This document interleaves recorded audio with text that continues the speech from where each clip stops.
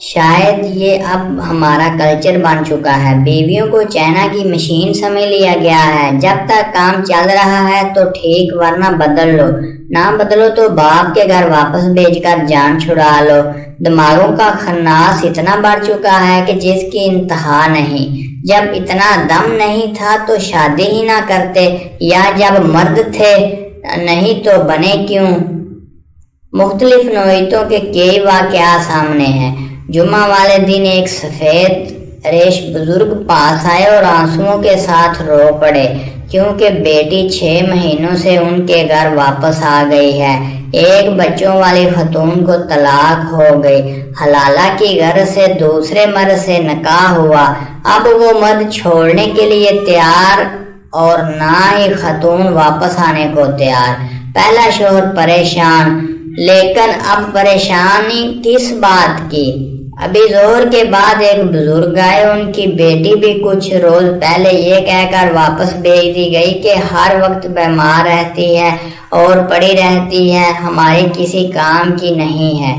جبکہ لڑکی کے باپ کا کہنا ہے کہ شادی سے پہلے میں بتا چکا تھا کہ بچی کو شوگر ہے، لیکن انہوں نے اس بچی کو یوں مشین کی طرح رگڑا کہ وہ بیمار ہو گئی۔ اچھا، تو آپ نے شادی سے پہلے یہ بتایا کہ بچی کو شوگر ہے؟ جی بتایا تھا، تاکہ کل کو یہ لوگ پھر شکایت نہ کریں کہ بچی میں یہ عیب ہے۔ میں سوچ میں پڑ گیا کہ یہ تو گویا سودا ہو رہا ہے کہ بیچنے والے سے پہلے اس چیز کا عیب بتا کر بیچو۔ نہ جانے یہاں غلطی کس کی ہے، لیکن میں نے اب تک جتنے اجڑے گھر دیکھے ہیں، دونوں طرف کی باتیں سننے کے بعد یہی لگا کہ 90% اس کا سبب مرد ہوتے ہیں، اور مسائل ایسے کہ نہ ختم ہونے والے۔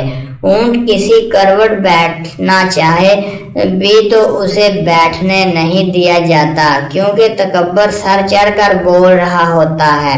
اپنی انا کی خاطر اپنا گھر برباد کر دیتے ہیں، لڑکیوں کی زندگی کا مذاق بناتے ہیں، شرم نام کی کوئی شے نہیں، پھر دوسری شادی کرتے وقت چھپاتے پھرتے ہیں کہ صاحب تو طلاقیں دینے میں کافی تجربہ رکھتے ہیں۔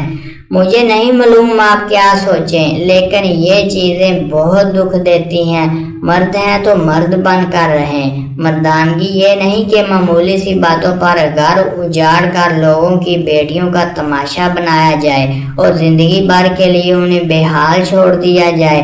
بس اصل بات یہ ہے کہ لوگوں میں عاجزی نہ رہی، اس لیے یہ اللہ کی راہ میں اپنے جانور تو قربان کر سکتے ہیں، لیکن اپنی اکڑ اور انا کو نہیں قربان کر سکتے۔